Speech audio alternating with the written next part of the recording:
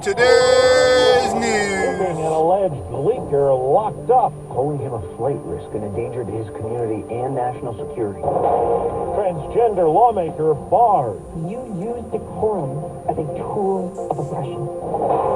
Debt ceiling showdown. The president can no longer ignore by not negotiating.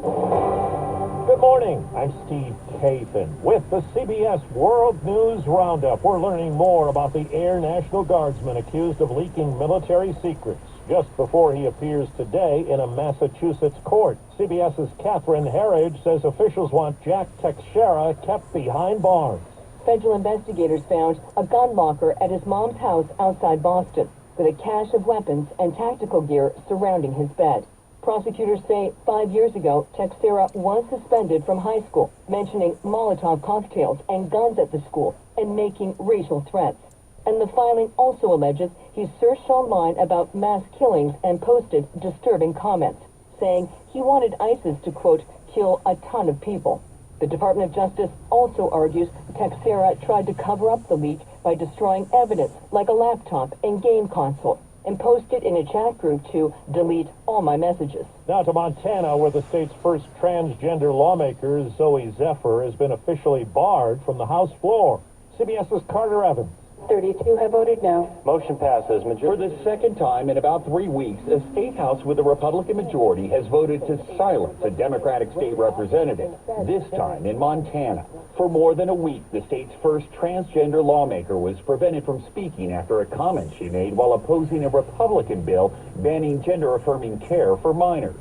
If you vote yes on this bill, I hope the next time there's an invocation, when you bow your heads in prayer, you see the blood on your hands. The Republican majority unanimously voted to ban Zephyr from the floor for the rest of the legislative session.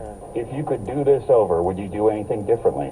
I am proud for standing up for my community, and I would never change standing up for my community and my constituents. The Justice Department's filed a lawsuit challenging Tennessee's new law that prevents transgender children from getting gender-affirming care. Legal analyst Lori Levinson. The president has made clear parents should have the right to make these decisions for their children, and states do not have a right under the Constitution to block them. And the Texas Agriculture Department has ordered workers to dress, quote, in a manner consistent with their biological gender. The ACLU calls it a discriminatory move.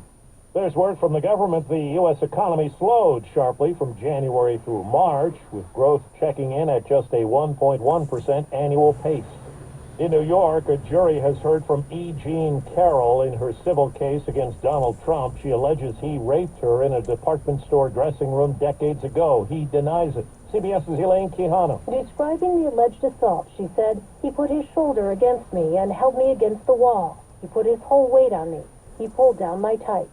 And then, Carroll says, that's when he raped her. Legal analyst Ricky Kleeman expects cross-examination to be challenging. He has got to show this jury that the story of E. Jean Carroll is not credible. And if he cannot destroy her credibility, she will carry the day.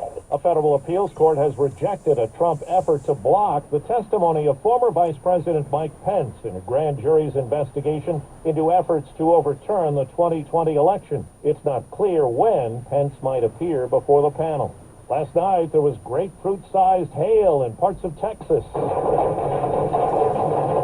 Forecasters say there could be more of that today in the Corpus Christi and Brownsville areas and along Florida's Atlantic coast. There's also the risk of tornadoes along the Gulf Coast from New Orleans to Tallahassee. 4 minutes after the hour. Well, that's today's news. I didn't hear any good news, did you?